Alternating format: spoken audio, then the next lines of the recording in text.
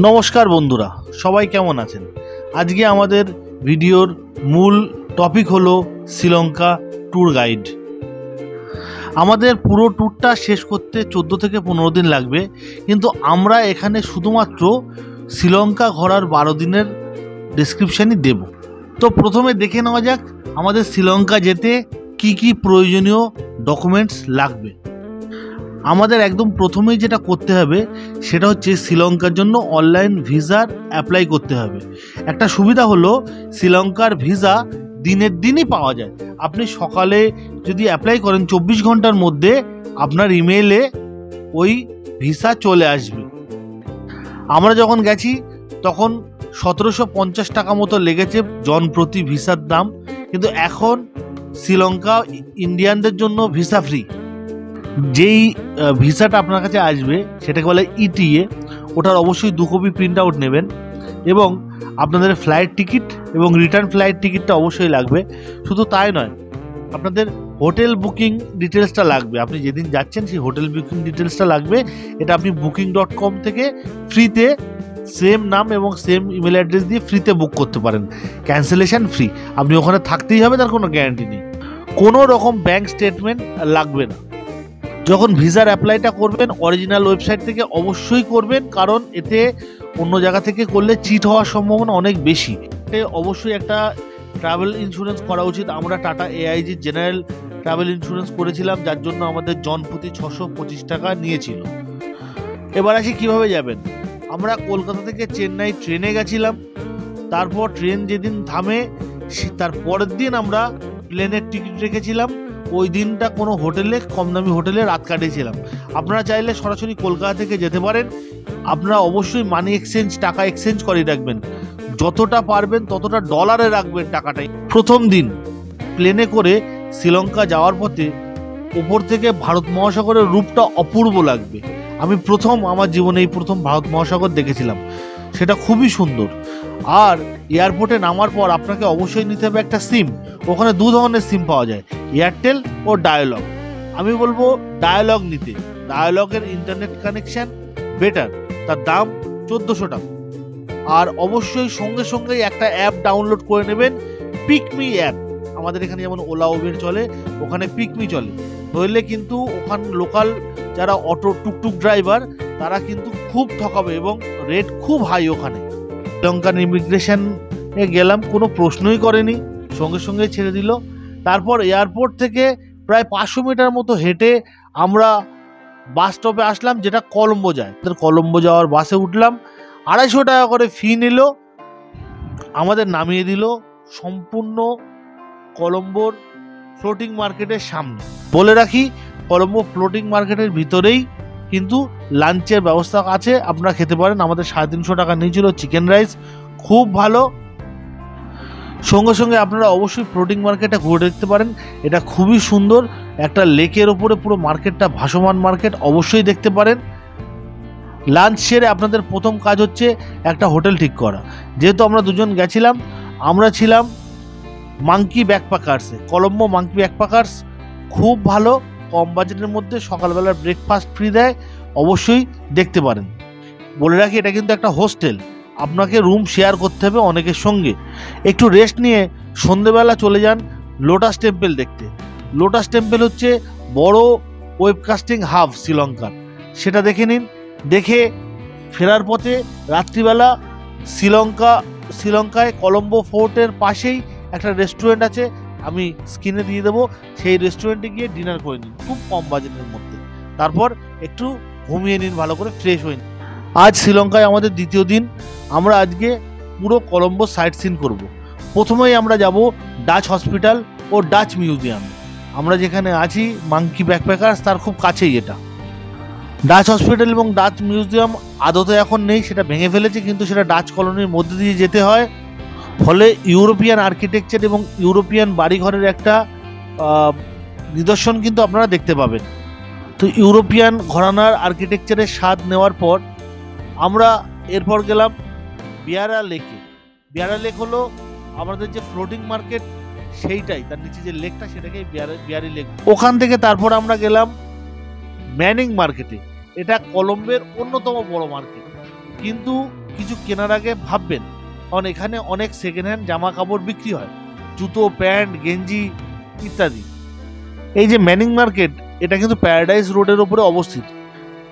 New ম্যানিং market কিন্তু একটা মূলত সবজি মার্কেট। কলম্বো থেকে 240 বাস নাম্বার ধরে যেতে হয়, নিগমবোগামী বাস ধরে গিয়ে বেনিয়াগোটা বাস স্ট্যান্ডে নামতে হবে এবং সেখান থেকে যেতে হবে নিউ ম্যানিং মার্কেট।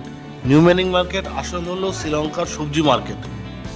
এখানে আপনারা দেখতে পারেন শ্রীলঙ্কার সাধারণ মানুষ কেমন সবজি খায় বা শ্রীলঙ্কার বাজারে কেমন সবজি অ্যাভেলেবেল। চলেছি ম্যানিং মার্কেটে, নিউ ম্যানিং মার্কেট।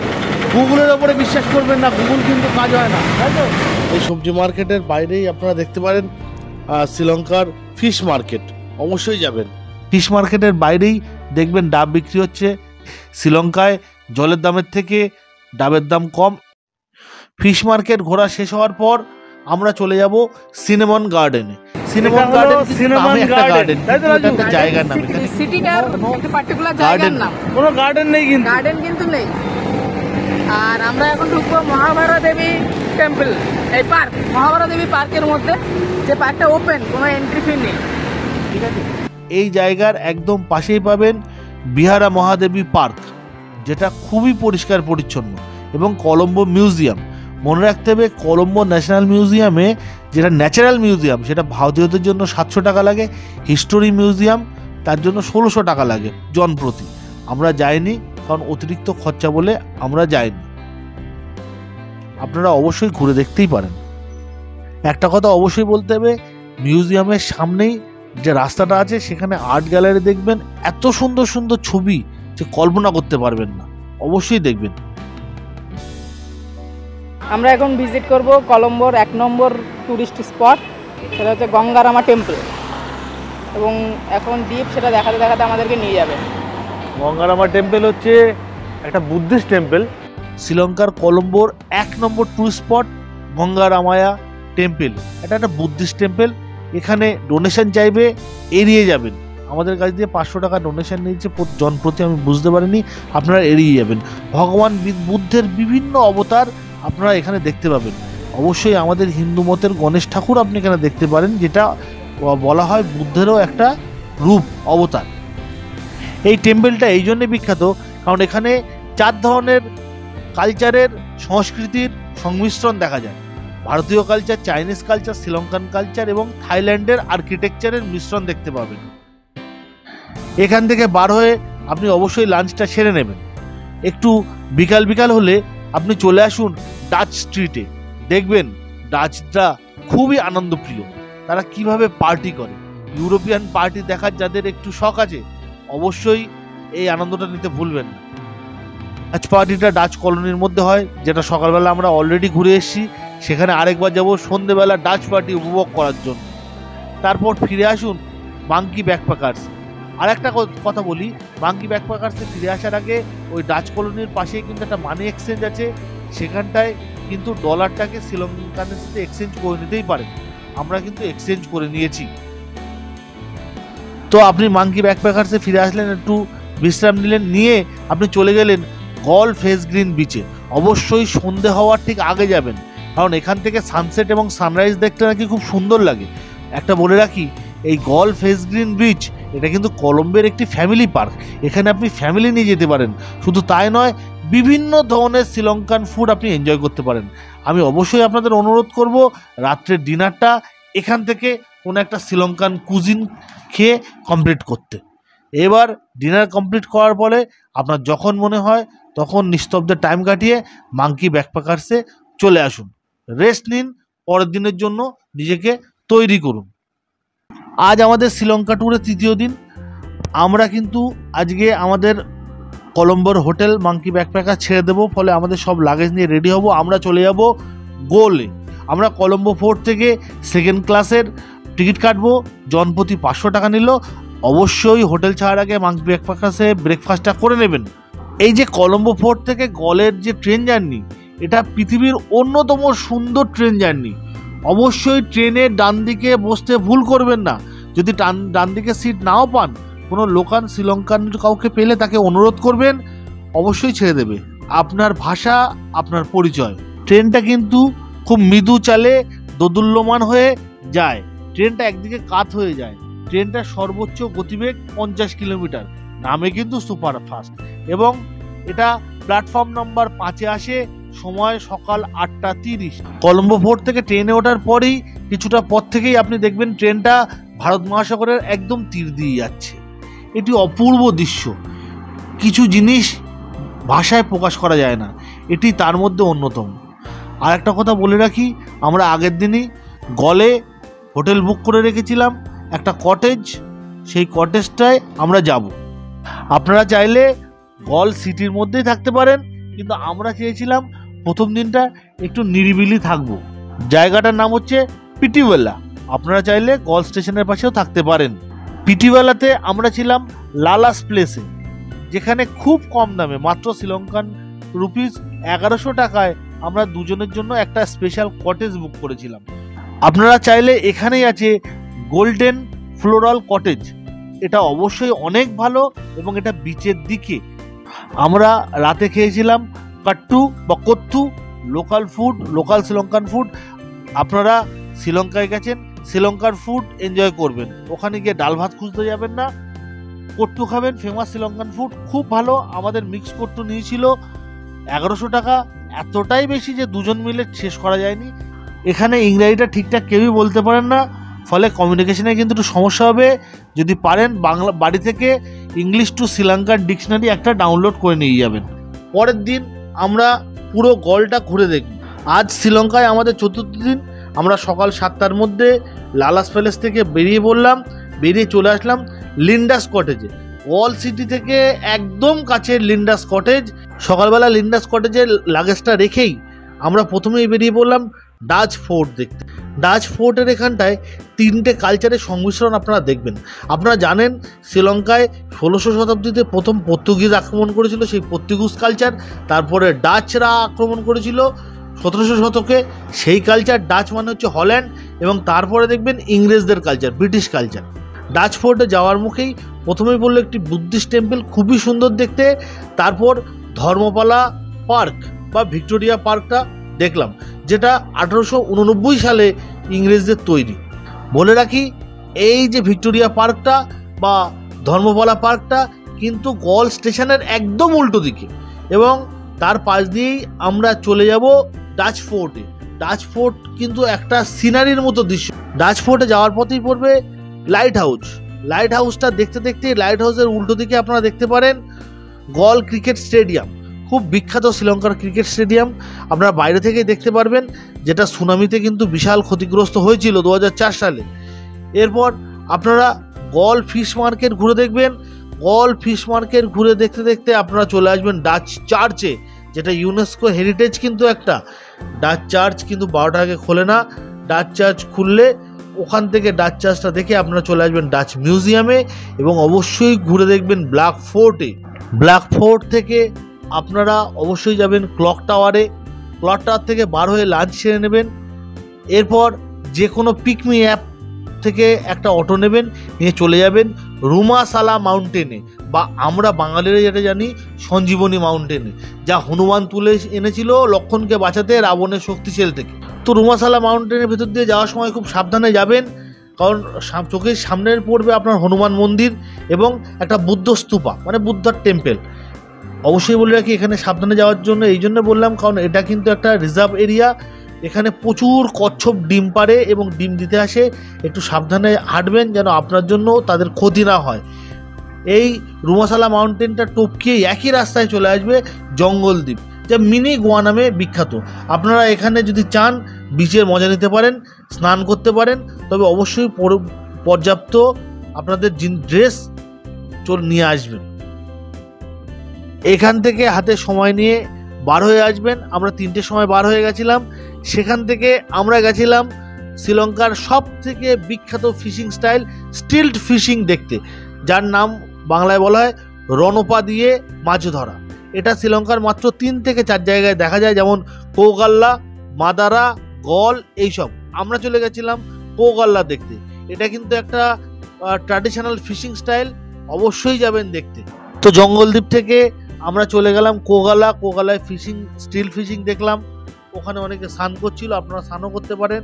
ওরা কিন্তু একটু টাকা নেয়, কারণ দেখুন এখন মাছ ধরার মতো পরিস্থিতি ওখানে নেই, মাছ ধরে সংসার চলে না।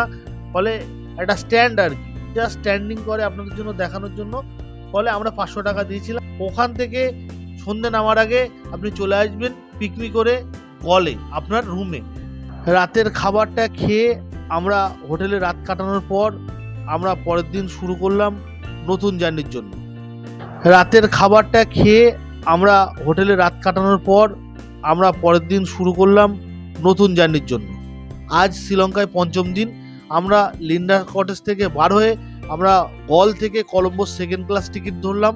টিকিট কেটে নিলাম, 500 টাকা করে নিল। একটা কথা বলি, এখানে যে আগে উঠবে তার কিন্তু সিট পাবেন। কলম্বো ফোর্ট রেল স্টেশনে নামলাম। নামার পরে আমরা ওর পাশেই গেলাম সাধুসান হোটেলে খেলাম। খুব ভালো হোটেল, দামও কম, অবশ্যই খেতে পারেন। লাঞ্চ করার পর কলম্বো থেকে ক্যান্ডির জন্য ফার্স্ট ক্লাস টিকিট কাটলাম, 1500 টাকা দাম।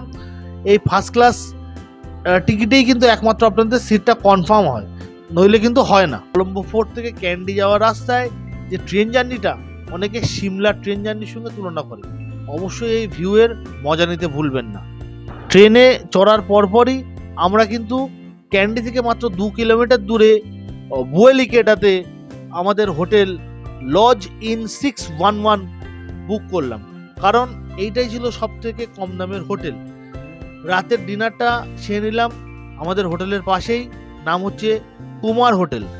আজ রাতে আর তেমন কিছু করার নেই, আমরা টায়ার্ড, আজ আমরা ঘুমিয়ে পড়লাম। পরের দিন লক্ষ্য হচ্ছে ইয়াঙ্গালা যাব। আজকে শ্রীলঙ্কায় আমাদের 6ষ্ঠ দিন। সকালে বাস নিয়ে চলে গেলাম ক্যান্ডি বাস স্টপে।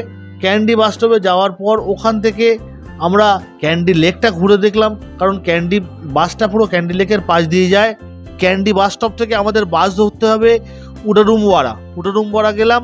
উডারুমওয়াড়া থেকে যেতে হবে আমাদের কালুগালা, কিন্তু কালুগালা যাওয়ার আগে উডারুমওয়াড়াতে নেমে আমরা আমাদের সকালের লাঞ্চটা সেরে নিলাম। উডারুমওয়াড়া থেকে বাসে উঠলাম কালুগালার জন্য।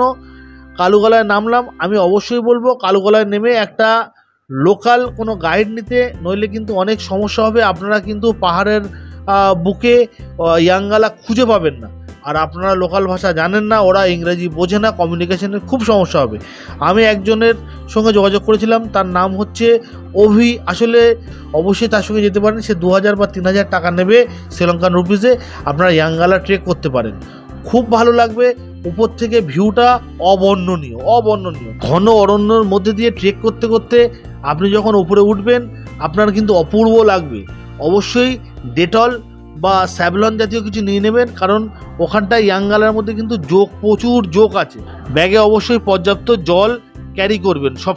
কালুগালা থেকে লাস্ট বাস কিন্তু 5টার সময় ছেড়ে যায়, ফলে অভির কাকুকে আপনি বলে দেবেন যে কখন বাস যাব, কোথায় যাব, ও আপনাকে হেল্প করবে। ক্যান্ডি থেকে আমরা চলে আসলাম আমাদের হোটেলে। হোটেলে এসে একটু সানফান করে রেস্ট নিলাম। রেস্ট নেওয়ার পরে সন্ধেবেলা আমরা চলে গেলাম ক্যান্ডির বিখ্যাত হোটেলে। তার নাম হচ্ছে বালাজি দোসাই। বালাজি দোসাইয়ের উল্টো দিকে আছে কৃষ্ণা দোসাই, আপনারা খেতে পারেন। এটা কিন্তু একটা তামিল রেস্টুরেন্ট। এবং বালাজি দোসাই যাওয়ার আগে রাতের ক্যান্ডি লেকটা ঘুরে দেখলাম, অপূর্ব লাগছিল। তো যাই হোক, বালাজি দোসাইতে দেখলাম ফরেনার ভর্তি। এখানে আমাদের রাতের ডিনারটা কমপ্লিট করলাম, করে আমরা আজ রুমে গিয়ে রেস্ট নিলাম। ডে 7 শ্রীলঙ্কায় আজকে আমাদের 7ম দিন। আজ আমরা পুরো ক্যান্ডি শহরটা ঘুরে দেখব, তারপর চলে যাব নুয়ারা এলিয়ায়। প্রথমেই আমরা গেলাম ক্যান্ডি লেকে। ক্যান্ডি লেক কিন্তু একটা ম্যানমেড লেক। ক্যান্ডি লেক দেখার পর আমরা চলে গেলাম টুথ টেম্পেলে বা টেম্পল অফ টুথে। টুথ টেম্পল হলো ক্যান্ডির সব থেকে ফেমাস বুদ্ধিস্ট টেম্পল। বলা হয় এখানে গৌতম বুদ্ধের দাঁত আছে, এবং এর লাগোয়া টুথ টেম্পল মিউজিয়ামটাও দেখে নিলাম। টুথ টেম্পলটা দেখার পরে ওখান থেকেই পায়ে হেঁটে চলে গেলাম বহিরা ওয়াকান্ডাতে। বহিরা ওয়াকান্ডা হলো ক্যান্ডির সব থেকে বড় বুদ্ধ স্ট্যাচু। এই বহিরা ওয়াকান্ডা বিখ্যাত কারণ এখানে সানসেট এবং সানরাইজ খুব ভালো করে দেখা যায়। বহিরা ওয়াকান্ডা থেকে সানরাইজ এবং সানসেট দেখাটা একটা স্বপ্নের মতো। পুরো ক্যান্ডি সিটিটা এবং মূলত ক্যান্ডি লেকটা দেখা যায়, এটার জন্য এটা ফেমাস। ক্যান্ডির হোটেল থেকে লাগেজ সব নিয়ে আমরা চলে আসলাম ক্যান্ডি রেল স্টেশনে। আমরা নুয়ারা এলিয়াতে যাব। আমাদের নামতে হবে নানুয়া রেল স্টেশন। নানুয়া রেল স্টেশনে আমাদের দাম নিল 480 টাকা করে 2nd ক্লাসের টিকিট, এবং সেখান থেকে আমরা চলে গেলাম নুয়ারা এলিয়াতে। হোটেল অলরেডি বুক করা ছিল। হোটেলটার নাম দ্য ক্রিস্টাল ক্যাসেল, খুব সুন্দর হোটেল, অবশ্যই থাকতে পারেন। ফোন নাম্বার স্ক্রিনে দিয়ে দেবো। নানুয়া থেকে টুকটুক নিয়ে গেলাম, 100 টাকা নিল মাত্র। খুব ভালো জায়গা, অবশ্যই থাকতে পারেন। সেখানে আমরা রাতের ডিনারটা সেরে নিলাম, নিয়ে আজকের দিনটা এখানেই শেষ হলো। শ্রীলঙ্কায় আজ আমাদের 8ম দিন। সকাল সকাল উঠেই চলে গেলাম অশোক ভাটিকা বা সীতা এলিয়াতে। বলা যায় রামায়ণ মতে এখানে সীতামাকে রাবণ আটকে রেখেছিল এবং হনুমানের সঙ্গে প্রথম সীতামার এখানে দেখা হয়েছিল। অবশ্যই জায়গাটা ঘুরে দেখবেন। হনুমানের পায়ের যে ছাপ প্রথম যেখানে পা রেখেছিল সেটাও দেখবেন। আচ্ছা, এরপর আমরা চলে গেলাম গ্রেগরি লেক ও গ্রেগরি পার্কে। এটা কিন্তু বিশাল বড় একটি পার্ক এবং বিশাল বড় একটি লেকে। এদের ঢুকতে কিন্তু টাকা লাগে, আমরা টাকা দেইনি, আমরা পার্কের পাশ দিয়ে ঘুরে ঘুরে দেখেছি। এখান থেকে 5 কিলোমিটার দূরে আছে পেদ্রো টি স্টেট। তারপর আমরা আবার চলে আসলাম নোয়ারা এলিয়া হোটেলে। নোয়ারা এলিয়া হোটেল হচ্ছে নোয়ারা এলিয়া বাস স্টেশনের একদম কাছে। খুব ভালো লাঞ্চ করবেন, এটা একদম বুফে সিস্টেম, যতটা পারে খাবেন।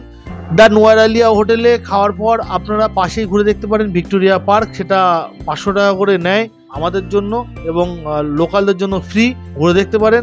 দেখার পরে আপনারা চলে আসুন আপনাদের রুমে, কারণ আমি বারবার বলি শ্রীলঙ্কাতে কিন্তু খুব তাড়াতাড়ি সব দোকানপাট বন্ধ হয়ে যায়। রাতের খাবারটা যদি পারেন নিয়ে আসবেন, সেটা সব থেকে ভালো হয়। নোয়ারা এলিয়াতে রাত কাটানোর পর আজ শ্রীলঙ্কায় 9ম দিন। আমরা আজকে ঘুরে দেখব সিগিরিয়া, যা পৃথিবীর 8ম আশ্চর্য বলে বিখ্যাত। 1984 সালে ওয়ার্ল্ড হেরিটেজ আখ্যা দেওয়া হয়েছে এটাকে। সকালে উঠেই আমরা নানুয়া রেল স্টেশনে চলে আসলাম। নানুয়া থেকে আমরা ক্যান্ডি আসার জন্য 2nd ক্লাস টিকিট কাটলাম, যার দাম নিল 450 টাকা। ক্যান্ডি থেকে নর্থের দিকের যে কোনো বাসে উঠলাম, নামতে হবে ডাম্বুল্লাতে, ভাড়া নিল 250 টাকা। সময় লাগে 2 থেকে 3 ঘন্টা। ডাম্বুল্লা নেমেই সঙ্গে সঙ্গে লাঞ্চটা সেরে নিলাম। থাকলাম রবার্ট ইনে। রবার্ট ইন হচ্ছে ডাম্বুল্লা থেকে 1 কিলোমিটার ভিতরে। আমরা 1500 টাকা নিল আমাদের ভাড়া, নন এসিতে। এসির জন্য 2500 টাকা। আর রাতে শহরে এসে ডিনারটা সেরে নিলাম। করার তেমন কিছু আজকে ছিল না, শহরটা একটু ঘুরে আমরা রাতে রেস্ট নিলাম। আজকে শ্রীলঙ্কায় 10ম দিন।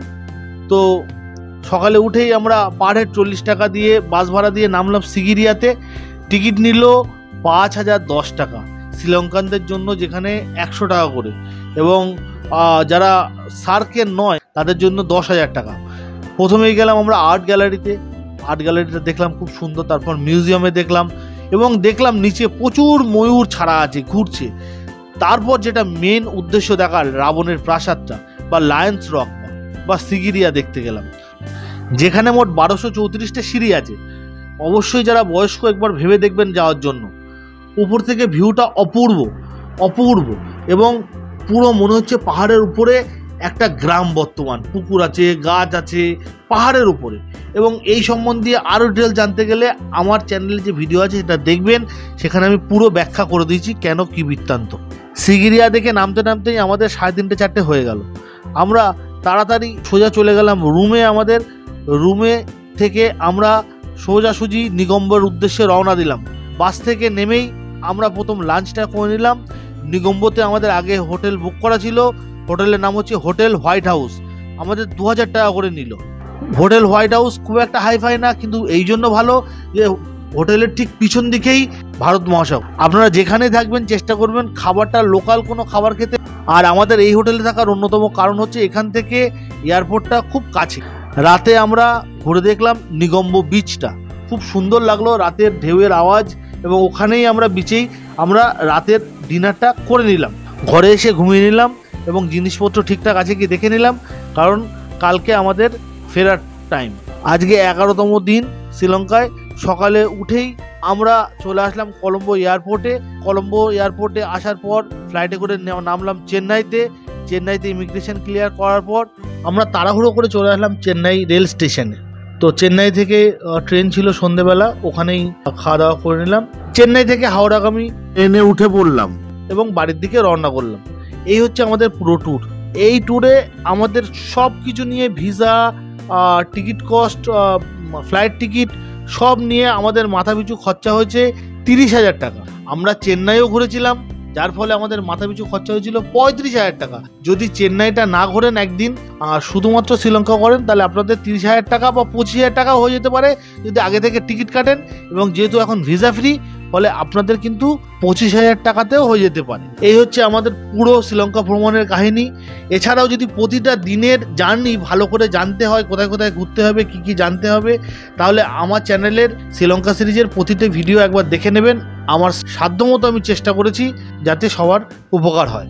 আপনাদের এই ভিডিওটা যদি হেল্পফুল লাগে তাহলে অবশ্যই চ্যানেলটা শেয়ার এবং সাবস্ক্রাইব করুন, লাইক কমেন্ট করতে ভুলবেন না। সবাইকে ধন্যবাদ।